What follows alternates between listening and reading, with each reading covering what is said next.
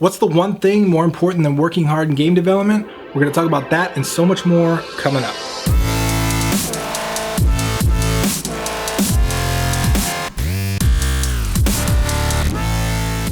What's going on, guys? My name is Tim Ruswick, and today we're going to talk about something that has been close to my heart because I love working hard. I love to talk about consistency and going the distance. But what's the one thing that's more important than working hard? Now, a lot of people that I know work very hard. I like to surround myself with people that work very hard. But working hard doesn't necessarily get you where you want to go. I know a lot of people that work hard and they're still broke. I know a lot of people that work hard and hate their job. I know a lot of people that work hard and just haven't gotten anywhere in 10, 20 years that I've known them. And that always bothered me, right? Like, you hear these things like, hey, dude, you should work hard, or hustle and grind, or all these, like, you hear this all over the web. That, like, that's how you become a millionaire. That's how you become an entrepreneur. That's how you sell games. That's how you sell software. Just hustle, hustle, hustle. But you know what? There's one thing that's more important than working hard. And I've learned this the hard way. And that the secret here is you got to work on the right thing. Working on the right thing is more important than working hard. And I have been so lucky in my life to be able to learn some of the things that I've learned, work with the people I've worked with, and be mentored by the people that mentored me, because I was able to learn this early. And because I learned it early, I had a lot of early success. I had a lot of things that I think otherwise I wouldn't have been able to do in a lot of different avenues, in marketing and in startups and in software and stuff, because I knew the art of working on the right thing. Sometimes working hard is the least important and working on the right thing is the most important, because if you think about it, like, especially in a project like a game development, right? Like, if my end goal is to make the game, it doesn't necessarily mean that I have to work hard on the game. There are other ways to get it done. I could team up with people. I could pay people. There are a lot of different ways that I could get that game done. But if I know that my goal, my objective is to work on the right thing, right? Like the thing that I'm most talented for, the thing that I can make the biggest impact on, and I can work with a team, we can do so much better in so many different ways just because I'm working on the right thing. This used to come up a lot when it still comes up actually in some of my freelance business when I build software and platforms and stuff for people. I build games too, but we do a lot of software and technology and back-end stuff. And one of the things that I find myself doing over and over is whenever we get a job, we usually get the whole job, which is like not just the development, but the design, the UX, the UI, like all that stuff. And my personal preference is to work on back end and UX. I like the UX stuff from the marketing side, and I like the back end programming.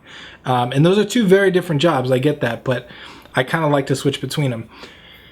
The UI, the design, all the little intricacies of the images and all that stuff is not something that I like doing. But I catch myself sometimes because I want to build this whole thing, this coherent, complete whole. And the complete whole is made up of lots of different pieces. And I got to stop myself from building the whole sometimes because I got to stick to the right thing. Because the things that I like doing, the things that I'm really good at, are the things that I can do 10 times faster than anyone else. Like, I'm good at those fucking things. And it will cost me more if I do these myself than if I pay someone else to do them. Because I'm so much better at my job with these little two pieces that I like, that if I hire someone that's so much better at those jobs, we can get it done way faster and way cheaper if you take into account the time that I would spend doing these things.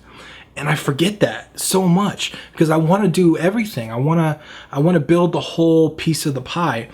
But I forget that working on the right thing is the most important from a business perspective and from like just an energy level perspective. It keeps me motivated. It keeps me pumped to do the things.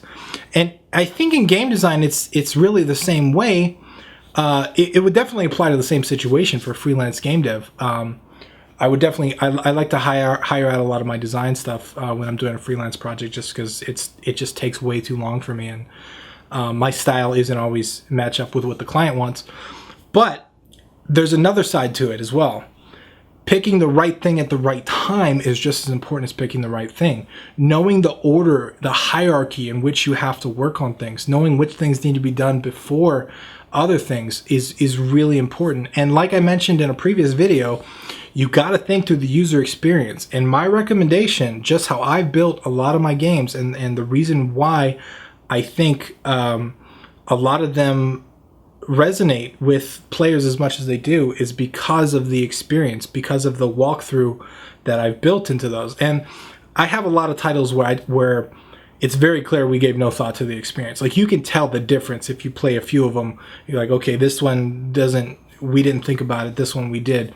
But when you walk players through that experience, through that step-by-step, okay, go here, do this, okay, this is the menu, it's a really good fluid experience from beginning to end. It's so much better. And from when I'm starting a game, I find it so much more motivating to start with that process, because then I get it. I get what the game is. I get what the game is supposed to be. I don't get caught up on all these features that I could add, but they don't really make the game.